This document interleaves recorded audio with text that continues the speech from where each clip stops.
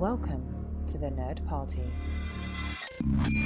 Hello, I'm Matt Hansen. And I'm Tristan Riddell. And you're listening to The Nerd Party. Talk nerdy to me. Welcome to Nerd Party.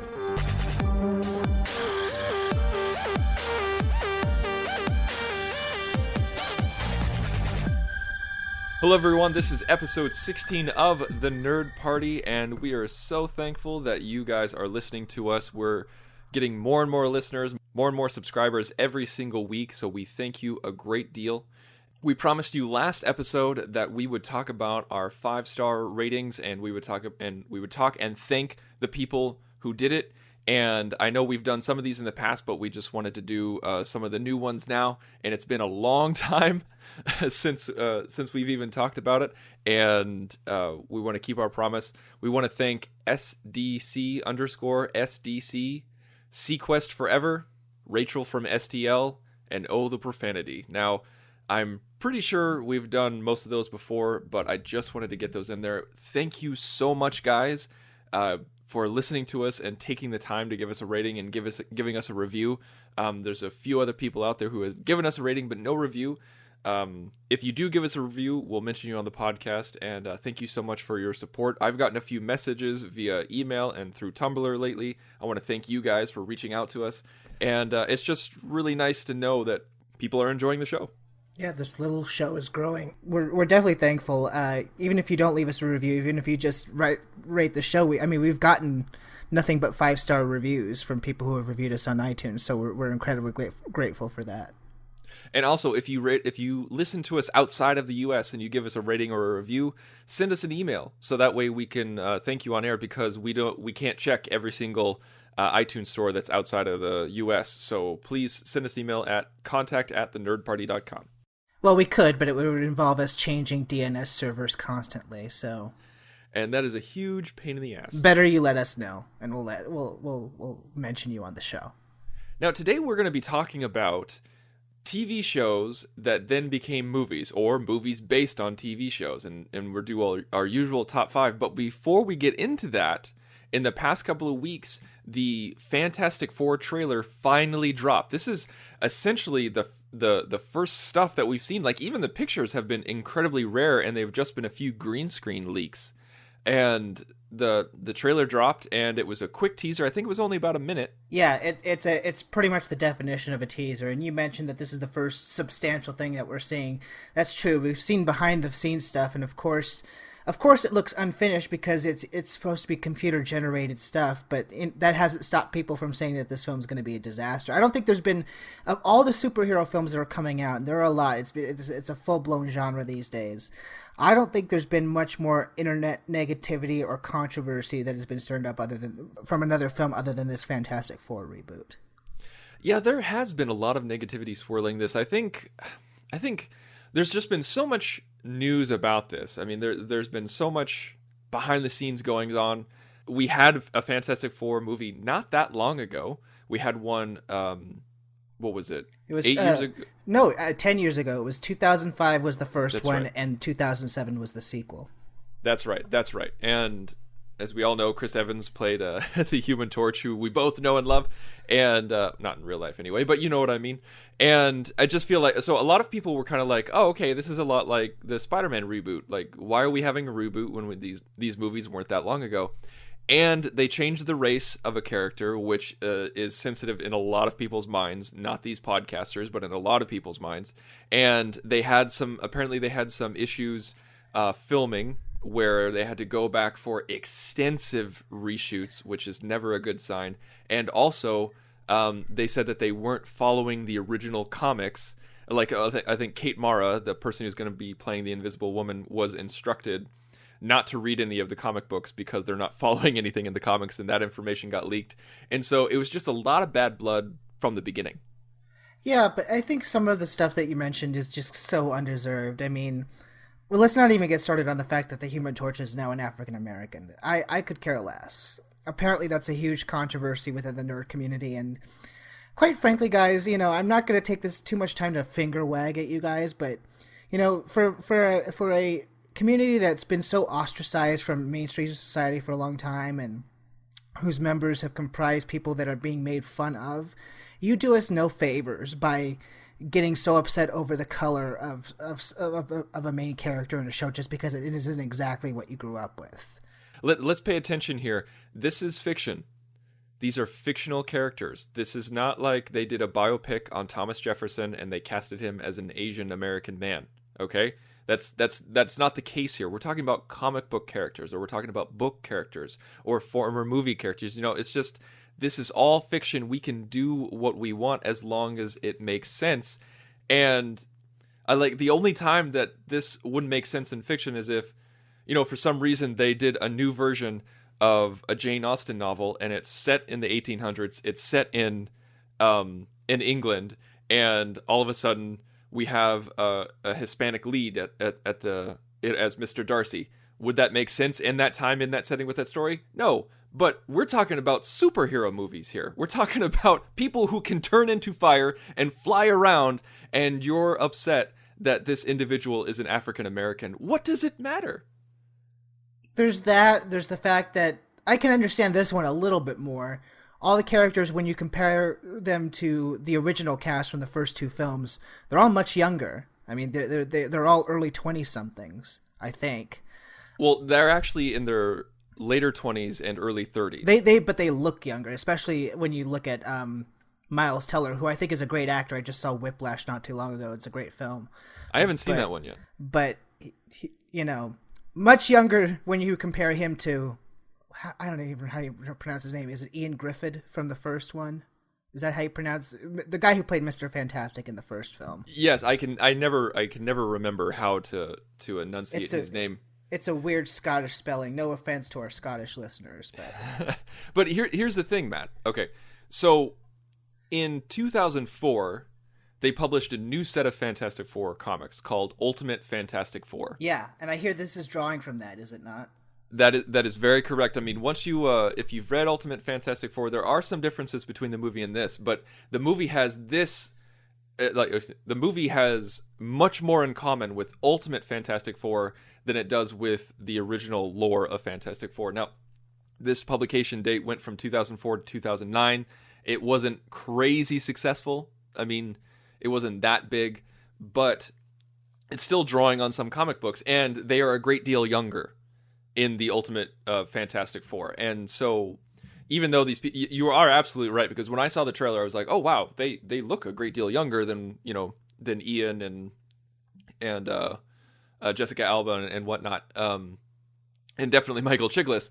But I mean, they are drawing off of established comic books from the Fantastic Four series, and it's just, I don't know. I mean, it's kind of like how people felt with Star Trek 09, when they were complaining they're too young, it's just Star Trek babies, it's just going to be Star Trek Academy, where it's like Star Trek WB. But then when you realize that these actors are older than what Shatner and Nimoy were in the original series, it kind of puts things in perspective. Yeah, they just happen to look more youthful, no offense to Shatner or Nimoy.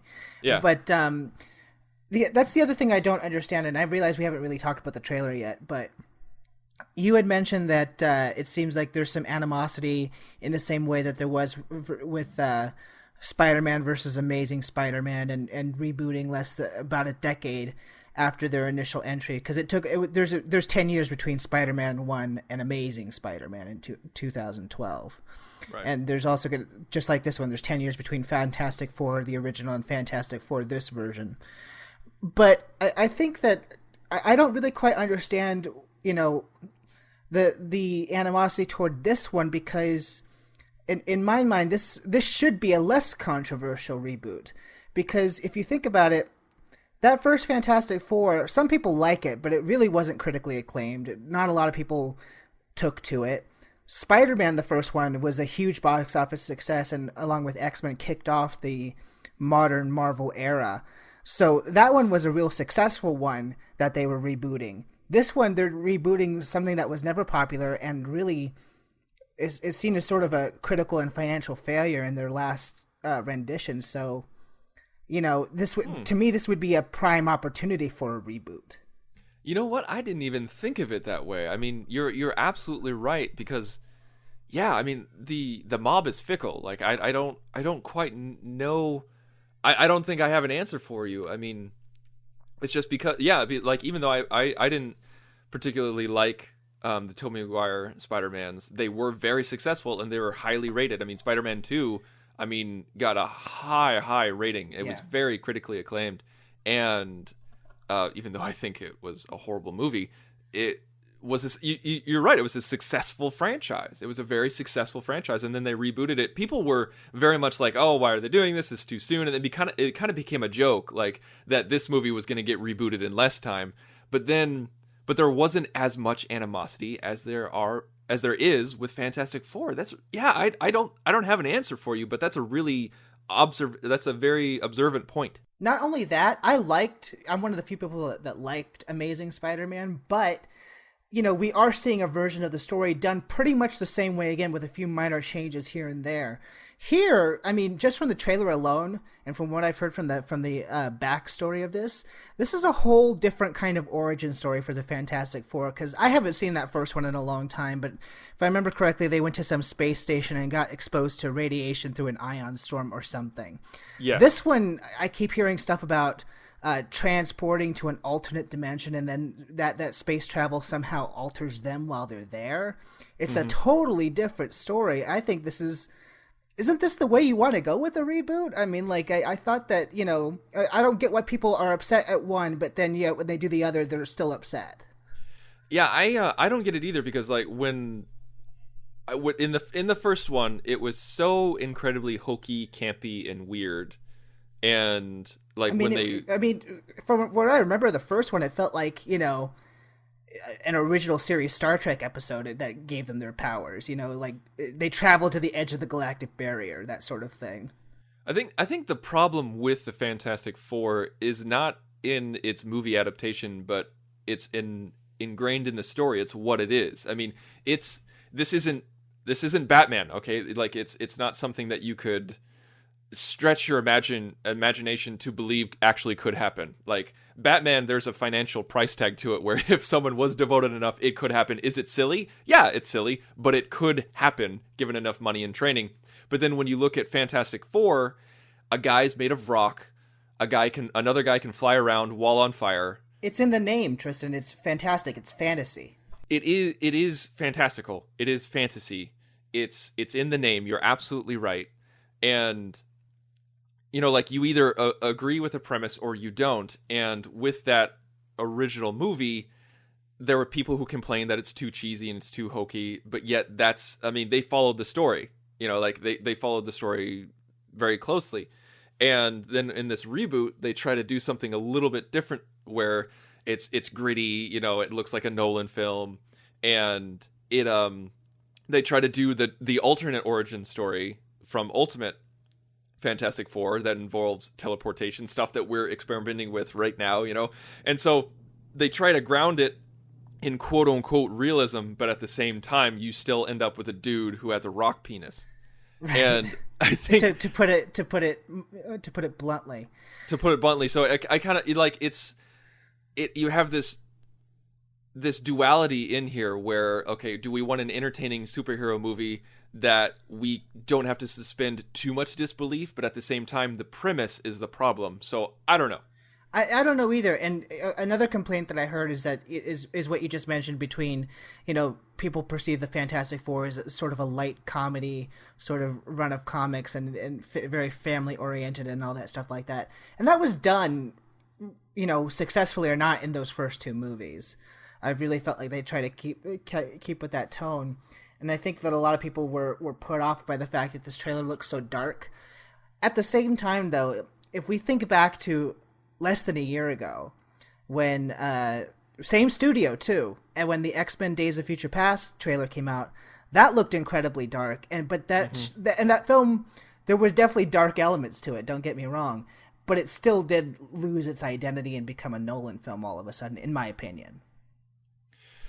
Yeah, I think you're absolutely right. I think we should be hopeful here. I mean, it's a teaser. It's a teaser, folks. I mean, it's this is not the Fantastic Four that you grew up with and that you knew and love, and that's fine. But I think it's okay to try something new. I mean, it's not going to erase the comics. The comic books are still there. You can still enjoy them. It's not going to erase the previous two movies if you like them. They're still there.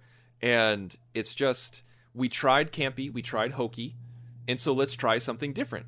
I'll tell you, I mean, like, I was always curious to see it, but I was never like, it never piqued my interest. And then I saw this trailer and I kind of saw some of the different imagery that they were working with and kind of the premise. And for me, it was kind of like a superhero movie meets like a Close Encounters type science fiction film. And that actually got me more interested to see it. I'm actually looking forward to this film now. Yeah, this was a non-issue for me. Like, when I heard that they were rebooting, I was like, okay, whatever. Like, it's just another superhero film. It's another reboot. I mean, in the next 10 years, there's going to be even more reboots. And I just didn't care. But when I saw the trailer, I was like, oh, okay, this could be interesting. Like, this could be fun. I mean, I like a lot of the actors in it, and I like the tone of it. I like the shot selection, and I like that they're doing a different origin story, because that's just cool. Because you harken it back to Spider-Man. I mean, Amazing Spider-Man and Spider-Man are basically the same movie, but with this one, it feels like you're going to get a very different movie, and that's why you should reboot something, is to do something different. Not to mention, too, like, just on a personal note, you and I both loved this last summer, Tristan, Dawn of the Planet of the Apes.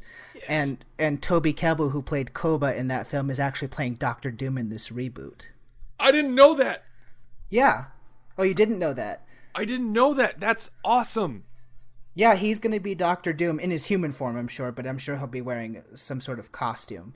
But yeah, that's who they got to play Doom in this reboot.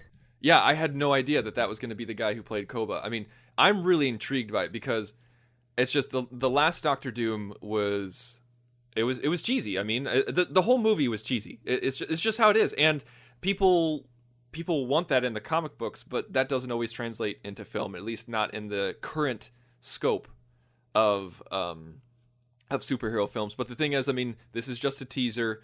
Like, the Avengers movies have some great comedy in them while still dealing with dark elements, and I mean, why can't this one? We've talked about, on past shows, that Age of Ultron trailer, super, super dark. But I still don't have any, real issues with or worries that it's not going to have any humor in it. It's just going to have a different kind of tone from the first one, and I think that's the same case here. And I also think, a track record goes a long way. Fox Marvel, for me, because this is Marvel, but it's through Fox, has a much better track record than Sony Marvel. And yes. Right now, Fox Marvel has gone through a renaissance, because, for a while they made those first two Fantastic Fours. They weren't so good. X-Men were declining. Look what's happened since the decade turnaround. We've gotten X-Men have come back, and I think that, I have renewed faith in this studio that they'll make a good film. So I'm looking forward to it.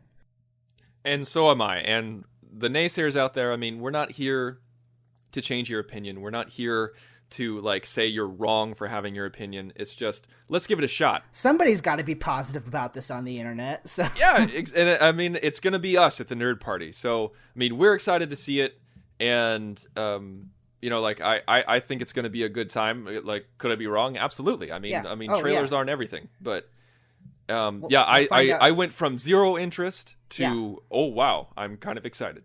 Yeah, we will find out in August for sure.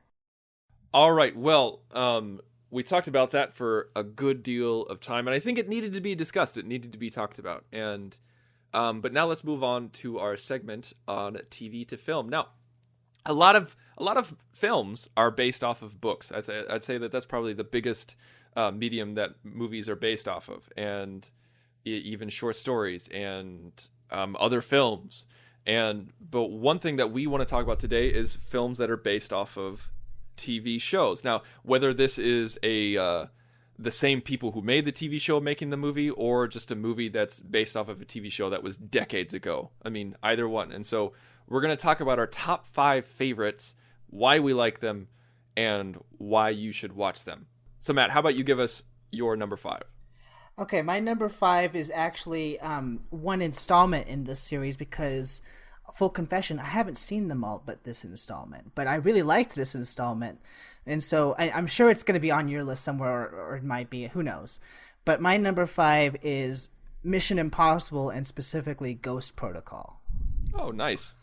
I had not. I've still not seen all the Mission Impossible movies. The Ghost Protocol was the only one I've seen, and I intend to watch all of them before this fifth one comes out this summer. But when I saw Ghost Protocol, it's not like I needed to see it. It's kind of like an American James Bond team, if you will. And I just kind of liked the fun vibe, and it was kind of an action adventure. And what I liked about Ghost Protocol is that it was like an ensemble piece, and I liked everybody in the ensemble. And I've never seen Mission Impossible, the TV show from the 60s, but from what I understand, that also, like Star Trek, had a very limited run. And it's somehow, 30 years later, it became a successful movie franchise. So that's my number 5. Yeah, I'm a big fan of the Mission Impossible movies, and I can't believe you haven't seen them. That's so crazy. You're in for a treat because there's some really good ones in there. And the thing is, though, is that I like that you hearken it back to a James Bond film. Ghost Protocol is definitely what James Bond is today, in the kind of action adventure feeling to it. And the first Mission Impossible is very much like what James Bond used to be. That's sort of the vibe I get from it, from the clips that I have seen. Of course, everybody's seen the clip of him suspended going down on the wire and stuff like that. You couldn't be alive in 1996 and not have seen that somewhere. Right. But I look forward to watching them, and I think I'll be able to appreciate them more now that I can actually pay attention to them versus when I was, 7 years old in 1996. And the third one was J.J. Abrams' directorial debut. Yeah, I'm looking forward to that. I'm really looking forward to that. And, I haven't seen the previews yet. I don't think it's been released. But if the new one is as fun as Ghost Protocol, I think it's going to be a good time. So. All right. Well, I don't want to give anything away because I like them so much. And I'll let you make your own opinions on the three that you haven't seen because... But before you do, Tristan, spoiler alert, we could have easily put Star Trek on this list, but neither of us did because we already host Star Trek podcast, and it's a given that we like one or some of the Star Trek movies. So let's just put the disclaimer on front that although that's not on our list, we both like quite a few of the Star Trek movies. Yes, very much. Thank you so much for mentioning that. Yes, we both love Star Trek, and those movies would most likely be on this list, but we wanted to add some variety. Well, my first one, my number 5, is you have to trace the history a little bit, and that is U.S. Marshals. Now, I see what you did there. Really, you put U.S. maybe you did put The Fugitive later, but we'll see. No, I'll be honest right now. It's not on my list. Fugitive is not on my list. You put U.S. Marshals ahead of The Fugitive.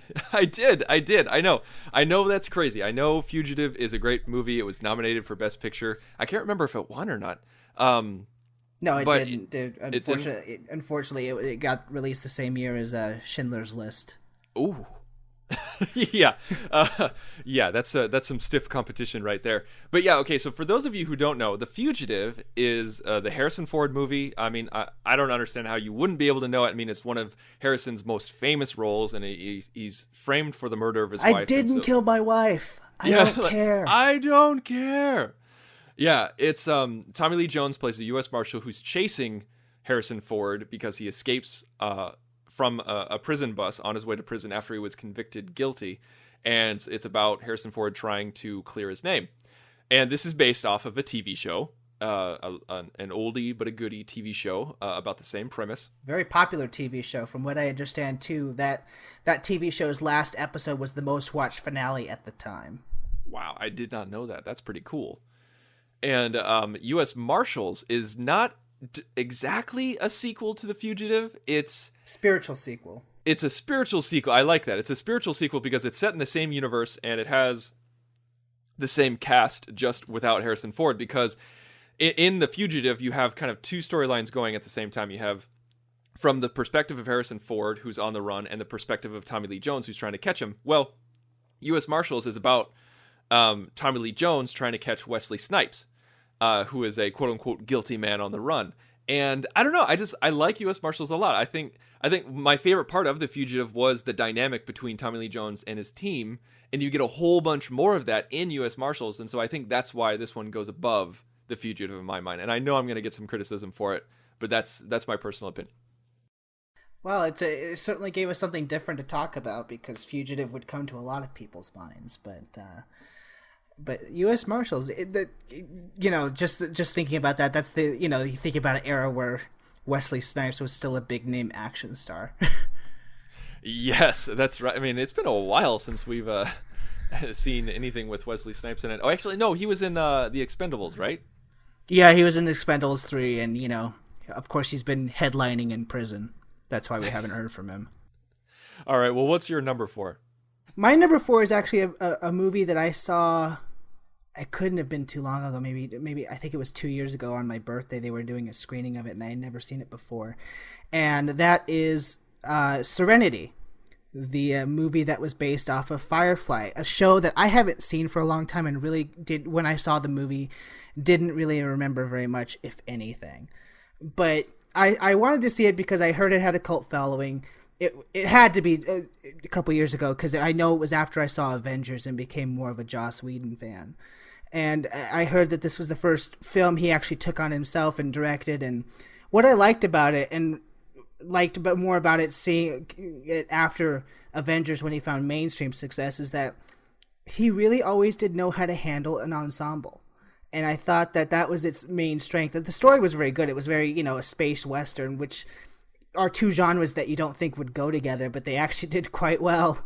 But the thing that I liked most about it is the direction and the attention paid to several characters at the same time, which is very, very hard to do in a movie because, you only have a limited amount of screen time, and you have these characters who, theoretically people like, and you want to give them their due, especially since, there's probably not going to be anything afterward. So you're trying to have each character have their moment. And some of the Star Treks even suffer from this. They're just characters that you can't do anything with, or they're just there for a couple of lines. But I think one of Whedon's strengths, and I think that's why he does so well with Avengers, is that he makes sure that he gives a little bit of development for everybody.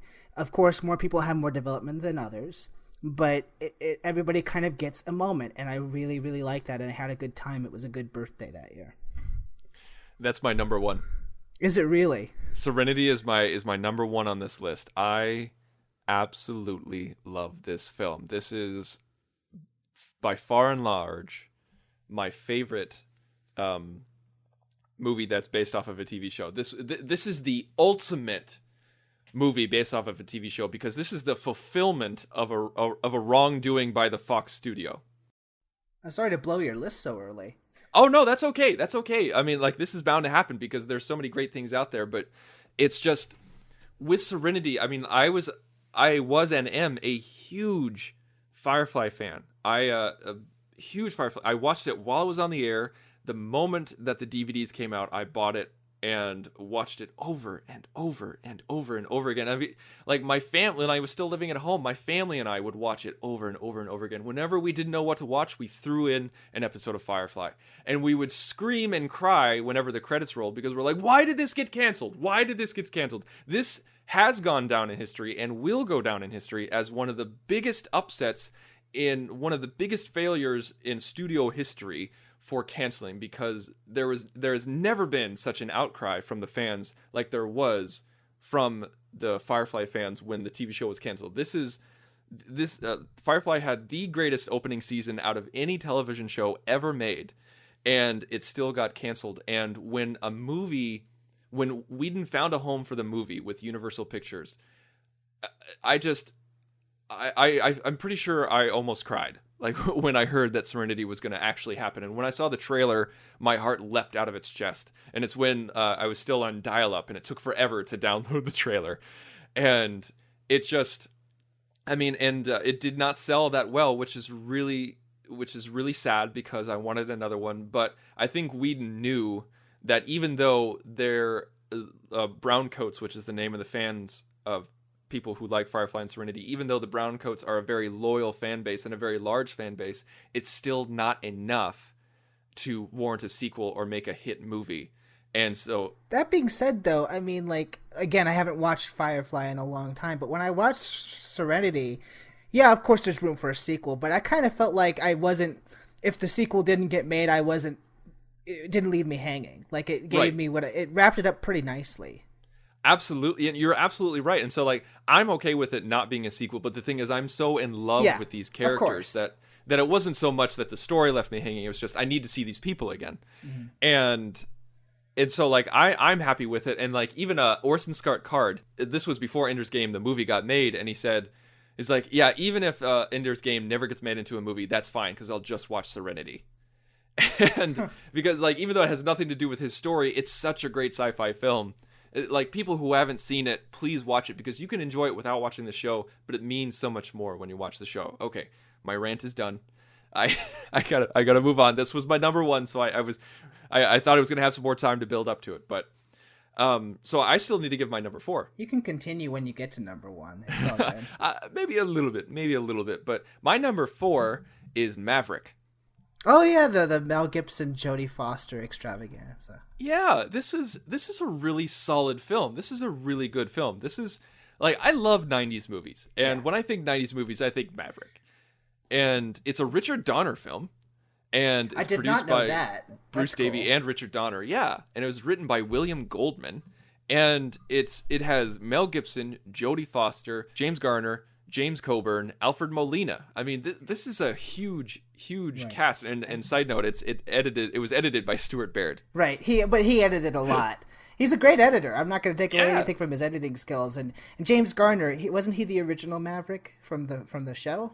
That's right. James Garner was the original Maverick, and he plays, spoiler alert for a 94 movie, he plays Mel Gibson's dad in the movie. But you don't find that out until the very end of the movie. And I love Jodie Foster. I think she's a great actress. Me too. And this is a very good Jodie Foster role. This is a good Mel Gibson role. And it was a financial success. And it's a fun Western. It's a Western comedy. And I love those.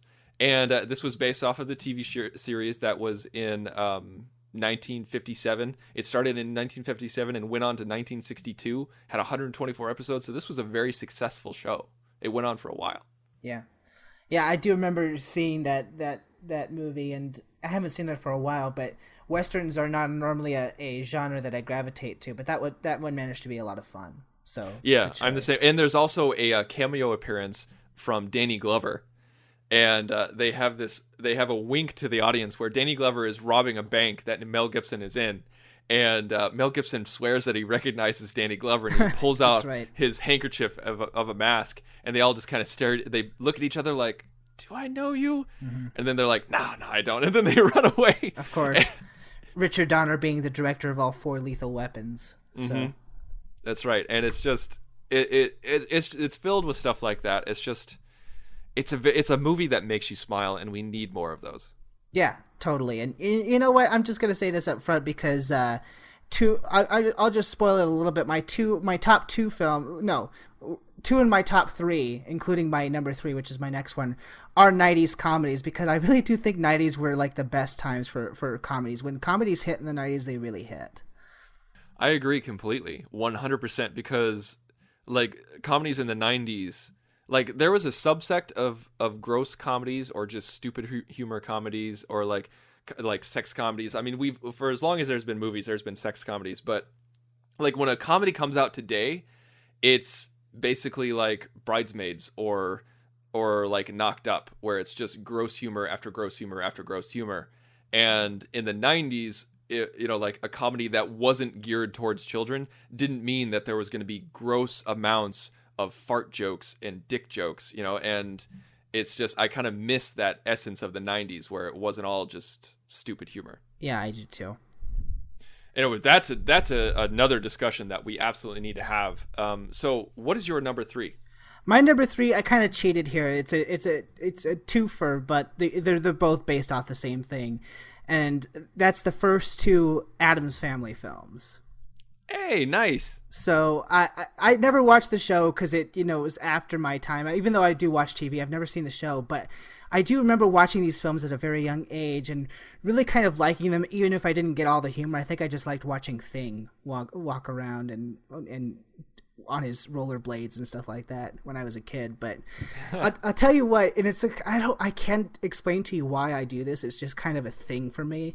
I always watch the first 2 films because I have them on DVD the day before Thanksgiving. Couldn't tell you why. I've done it for the last 3 years. It's just kind of my thing.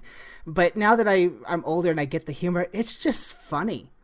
And they're not afraid to be out there, and it's weird, and it's almost Tim Burton-esque without being obnoxiously Tim Burton-esque. Mm-hmm. And it's, I love it. I can't really put into words why. The humor, I think, is very smart. It's and the cast is great. I mean, for me, it doesn't get better than Raul Julia and Angelica Houston, and not to mention Christopher Lloyd, who is a guilty pleasure for me in anything. I mean, even when he's done his bad comedies, I've always kind of liked Christopher Lloyd. I'm really glad that you brought this up because I didn't even think about this for some reason. Like it just didn't even enter my brain. But yeah, I mean, I love these movies. I actually grew up on the TV show. Oh, really? And I know it was past our time, but my mom was and is a huge fan of the Addams Family and the Munsters, and so we would have marathons all the time where. My grandfather, there was a marathon on TBS, and it was before we had cable, and so my grandfather taped as many episodes of The Munsters and The Addams Family as he could, and gave us the tapes. And so, I remember staying home sick from school, and so my mom and I would watch The Addams Family, and we would just laugh and laugh and laugh. And then when the movies came out, she didn't really like the movies that much because she thought they were too dark.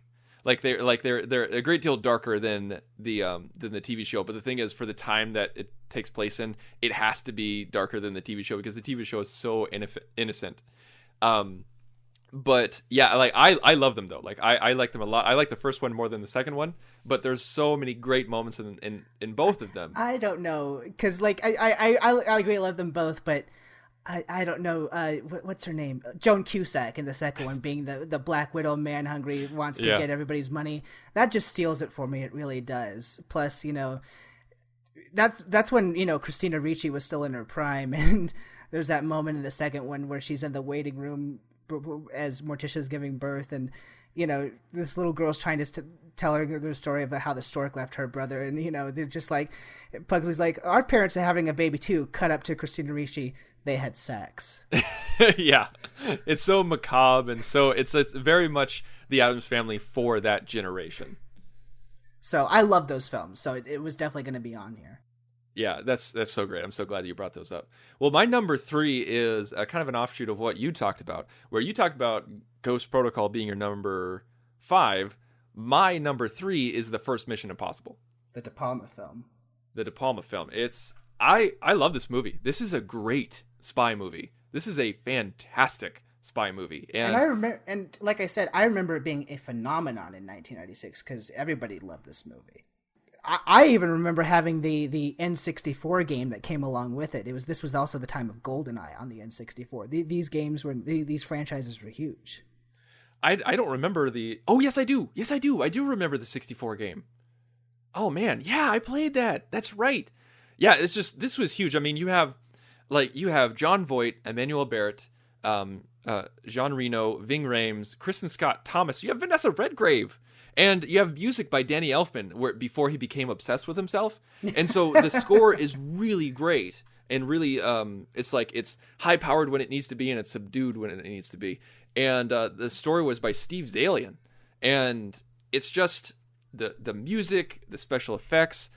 Tom Cruise, ultimate Tom Cruise movie. And I know you haven't seen this movie, and so I won't give too much away. But this movie it's almost a perfect spy film where it has just enough sci-fi tech to make it cool, and where it's not a historical spy movie, okay, where it's based in realism. This is a movie. This is very much a film of a spy sure, story. But I think that's from if it was the same in Ghost Protocol, that's part of its charm. It's definitely part of its charm. But the thing is, though, is that Ghost Protocol is an action film. I would say Mission Impossible is a thriller. I think that's the distinct difference between the two. And once John Woo got a hold of the Mission Impossible franchise, he kind of forever changed it. I don't like Mission Impossible 2. I hear from fans that's the weakest of the 4 films so far. It is absolutely the weakest of the four films. But the thing is, though, is that thankfully, JJ did not pick up the tradition of John Woo, but he also didn't pick up the tradition of De Palma. And so I think because of that break with John Woo, JJ was able to do what he wanted. And that's what you're seeing in Ghost Protocol, is that in Mission Impossible 3, it kind of was the beginning of the Ghost Protocol era. Right. And so I think you're really going to like 3. I hope you'll enjoy Mission Impossible. But yeah, this one, so much of my childhood was watching this movie and reenacting this movie and just wishing I was a spy. It just kind of fed into my spy romance that I had with James Bond and Ethan Hunt and just all that kind of stuff. It made Tom Cruise kind of an action star for a while, because when you think about it, he didn't do a lot of action. He was more of a drama guy. Because Mission Impossible was 96. The last big movie that I remember him being in before that was Interview with the Vampire. That was 94. And before that, I mean, he had he had some courtroom dramas. He had The Firm and A Few Good Men before that. Yeah. And you have you had Top Gun and Days of Thunder, but that's him driving in like an automobile, that's him driving a vehicle. Mm-hmm. And so it's not really him, using his fists and and running and fighting and everything like that. And so I think you're absolutely right. It kind of opened him up to be an action star. I don't think we would have gotten Minority Report if it wasn't for him in Mission Impossible. Certainly not. Definitely not. But good choice there. I knew Mission Impossible would be on there somewhere for you because you've talked about it before. I do enjoy it. All right. Well, what's your number 2? My number 2 is a movie that I've loved from my childhood. I will watch it now. I will watch it when I'm in the nursing home in 70 years and still enjoy it. And that would be The Muppet Movie, the original Muppet movie from 1979. I love all of them, but The Muppet Movie is the most magical one. What is there to say that hasn't been said in the last 30 years about this film? It's timeless. It really is. Yes, it's filled with a bunch of 70s cameos and stuff like that, but the comedy itself is timeless. And that's really hard to do because usually comedies date themselves with their kind of humor. And, there's a couple of 70s references in here, like I said, but none of it feels dated. It feels like, you could replace the cameos with people who cameo today, and it would still be the same movie. And, of course, the songs are classic. And I love the Muppets. If you don't like the Muppets, I don't want to know you. I love the Muppets, but I don't remember this movie. I don't remember anything about it. You really the first movie? Yeah, the first movie. I mean, I last time I watched it, I was a very young person, and I honestly don't remember it. The first movie's on Netflix. You get yourself to Netflix after we're done here, and you watch it. I will. I promise. That's a real promise. I will. I'll watch it because I always get this confused with other films. I know I rented it several times when I was a kid, but I have zero memory of it. I remember them in the car, but that's about it. And it's the original Muppets. I mean, I like the Muppets that we have today, but this is Jim Henson and Frank Oz and all the original performers at the top of their game. And also, this movie only cost $8 million to make, and it made $65 in the box office. Now, I know those are small numbers, but think about that. That's a 8 times return on their investment. Yeah, that's insane. That's crazy, and that is a very successful movie. I had a real debate on which one would be my number 1 and which one would be my number 2. As you guys know now, my number 1 is Serenity, which is based off of Firefly, and that is a movie that is very near and dear to my heart. But the thing is that my number 2 defined who I was for a big portion of my life. And I think because you know me, I think you know what this is, and a lot of people online who are listening to this who know me probably know what this is, and that is the X-Files Fight the Future. Oh yes. This movie is a good movie. Even if you took out the TV show, this is a solid movie. You don't need the TV show. Yes, the TV show helps, and it's a mythology movie that's based off of the mythology in the TV show. Guess what? What? I've never seen any of the X-Files. What? What? None of the show? None of the show? None of the show, none of the movies. I want to, though. Well, X-Files is on Netflix, so you get your ass to Netflix as soon as we're done with this podcast. I know it's on Netflix. That's the next thing I want to tackle is X-Files. I love the X-Files. Because keep in mind, X-Files came out in 93. I was 5. It was a little too scary for me. The parents weren't going to let me watch it. Well, see, I was 7, and so it was 7 or 8, because I suck at math. And so, yeah, this was early on, but this was it was so heavily advertised, and it's just like back then it was scary. It was very scary. I mean, like even for adults it was scary. Like people didn't want to watch it with the lights off, like people didn't want to be alone like while they watched it. I mean, like I think that was even part of their ad campaign was don't watch it alone. Like they would end the teasers with don't watch it alone. I mean, this was good television. This was, speak about a phenomenon. This was a phenomenon. The X-Files is ingrained in our culture, and there's been many copycats since. And there's also talk recently about bringing it back, possibly. This is what I keep hearing.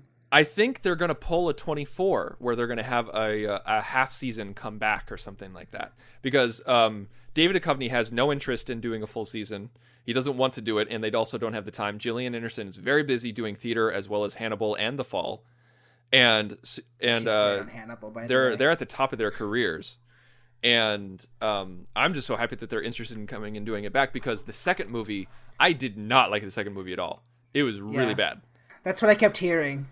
Here's the thing that you need to understand the impact that the movie had. X-Files there was two types of X-Files episodes. There was Monster of the Week, and then there was Mythology. Yeah, I've heard about this. And Monster of the Week is just it's an episode. It's an episodic.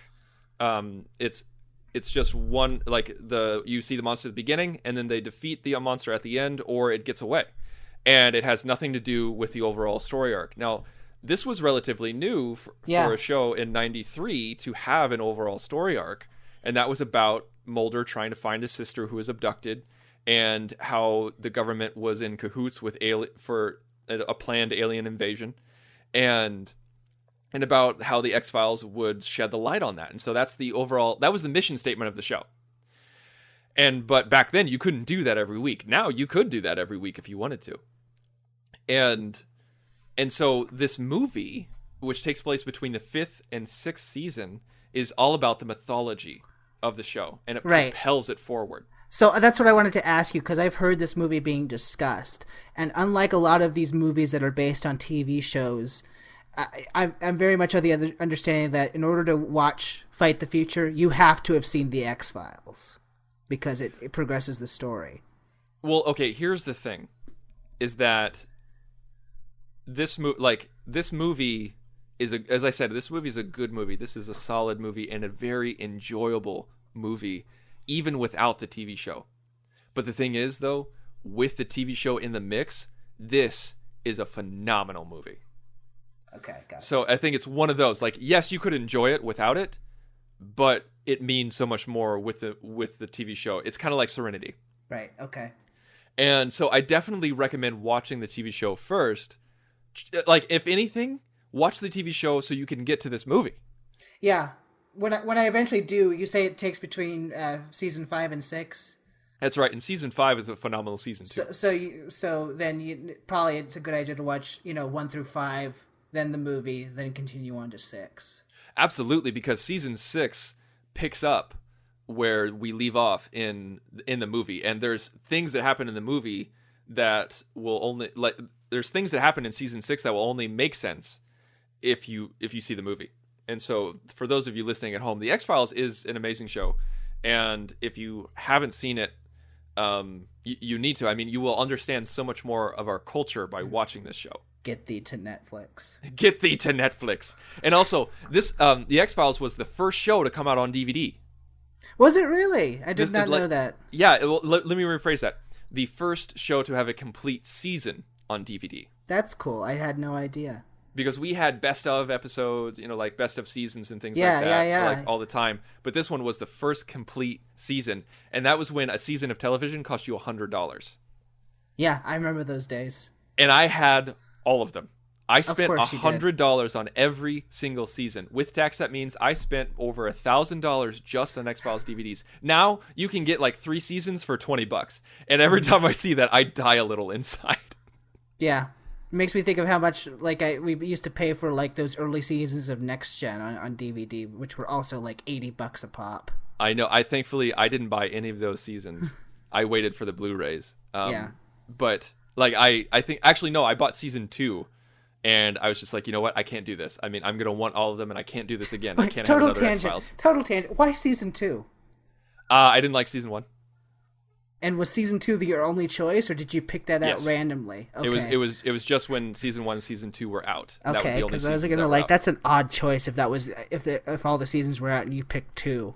No, I probably would have picked like 6 or something, like 5 or 6 if I had my choice. But Okay. yeah, like even though like I'm not talking a lot about the movie, I'm talking about basically the impact of the movie of Yes. Fight the Future. And I know I've been going on for a long time. I'm sorry. I just love this movie so much. Yeah, it's so all right. you guys need to watch it.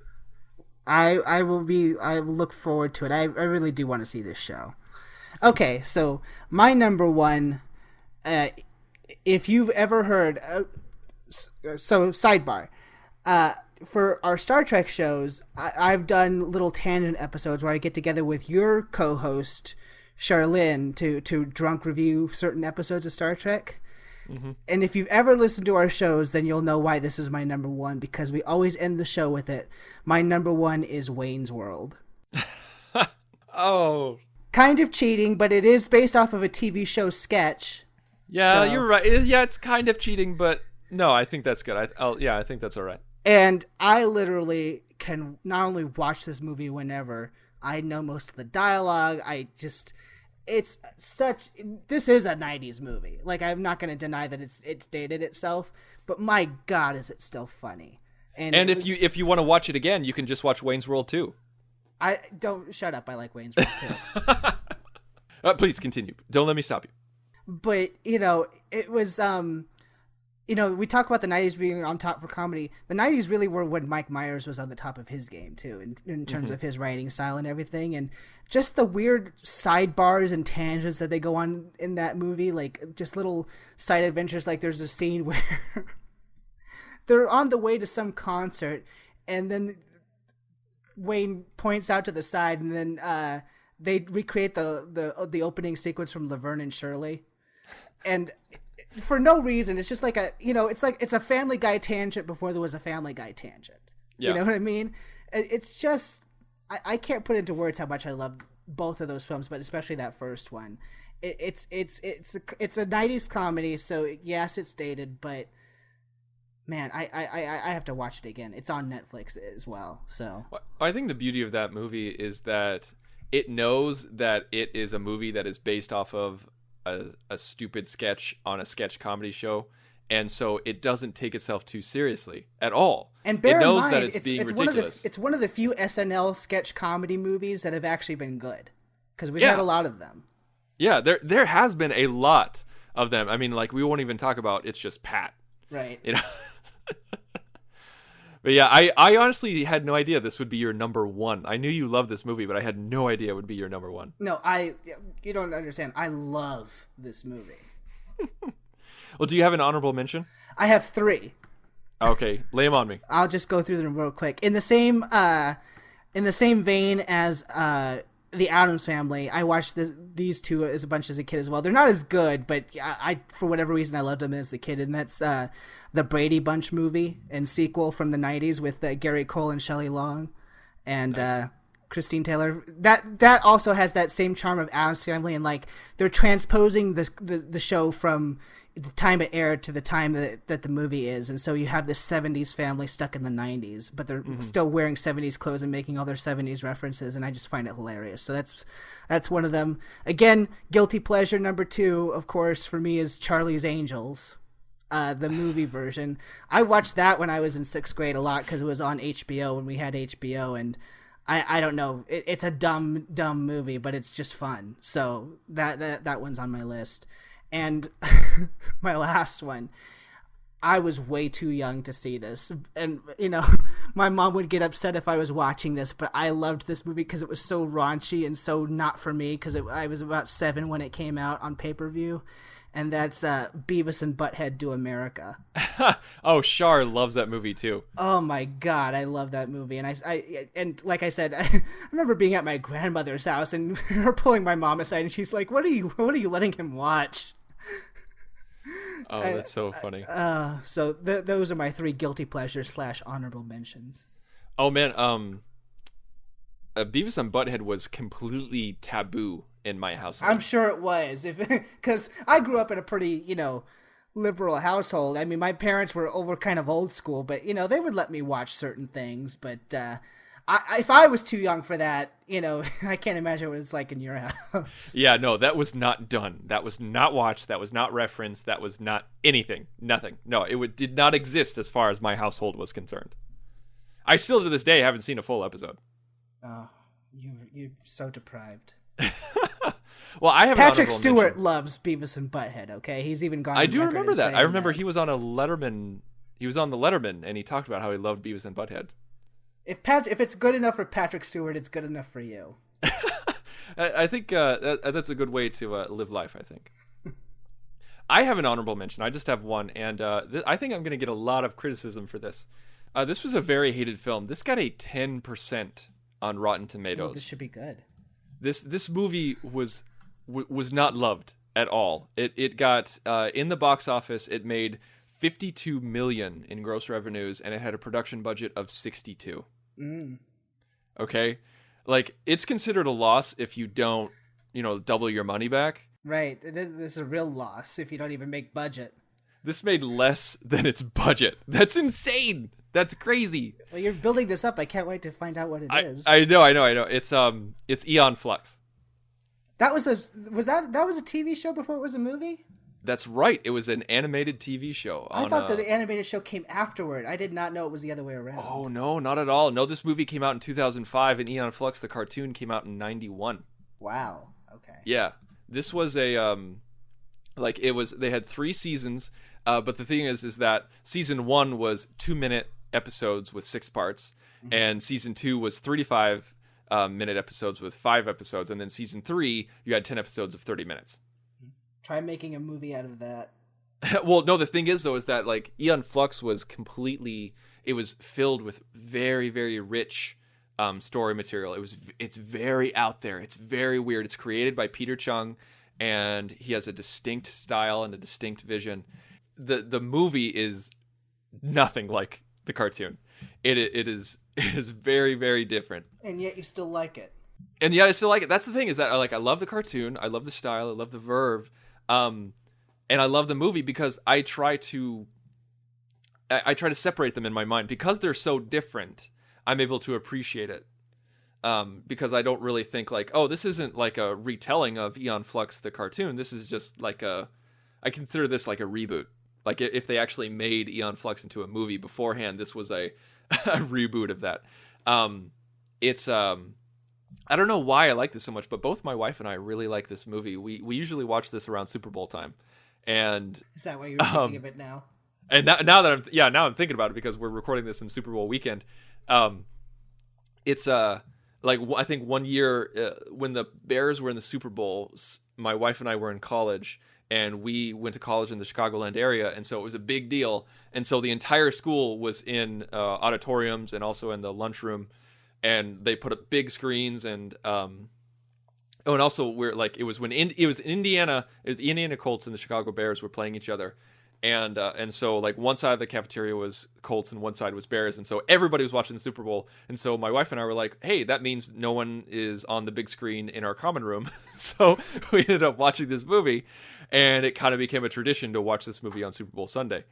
And anyway, a lot of history, nothing about the movie. Can I say this is a good movie?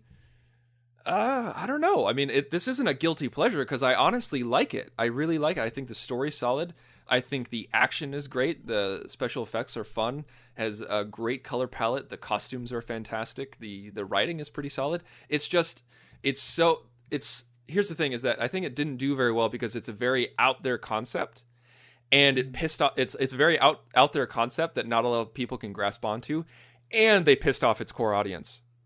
Right. By doing something so radically different from what the cartoon is, because the cartoon has a huge cult following. So you didn't have your cult following to begin with, and it's a concept that people don't. It's not a generally liked concept that people can latch onto because it's not about a girl who's pretty behind glasses if only she takes them off and lets her hair down. It's nothing like that. So and it was a lose-lose situation. It was a lose-lose, and Peter Chung bashed this movie before it was even released, and so that didn't help either. Right.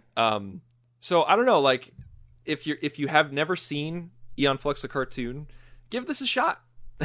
You might like it. And that's why it's an honorable mention. Sorry, I talked for a long time about an honorable mention, but yeah, it's like I like this movie. I think it's a solid sci-fi film. It's just not a solid Aeon Flux film. And that pretty much does it for our lists, right? That's it for our list, and thank you so much for listening. At the top of the show, we talked about how you can listen to us.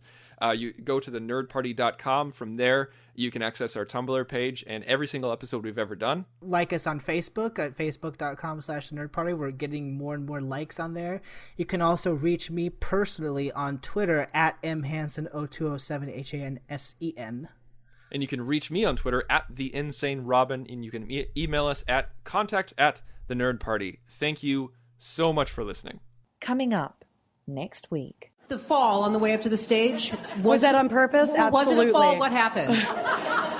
What do you mean what happened? Look at my dress. I tried to walk upstairs in this dress. That's what happened. What went through my mind and I fell down? A bad word that I can't say. Join the revolution. Join the Nerd Party. Welcome